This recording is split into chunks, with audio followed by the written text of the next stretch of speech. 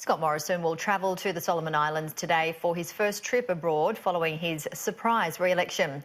The Prime Minister says the trip will demonstrate his Pacific setup in action. Jackson Williams has more from Honiara. When Scott Morrison touches down here in Honiara, he will be the first Australian Prime Minister to visit the Solomon Islands since 2008. Building deeper relations in the Pacific is a renewed priority for the PM, who says the region is front and centre of Australia's strategic outlook. Australia is wanting to combat rising Chinese influence in the region to prevent Beijing from increasing its foothold in the Pacific.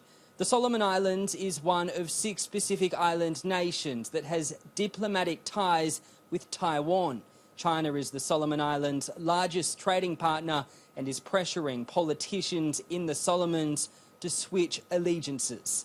Scott Morrison will use the trip to highlight Australia's long-term commitment to the Solomons, including the Ramsay peacekeeping operation, which formally ended 2 years ago. More recently, Australian Defence Force personnel and federal police officers provided logistical and security support for the country's April election. Mr Morrison is set to make announcements that tie in with the themes of the Pacific Step-Up, including economic development, labour mobility and shared security challenges.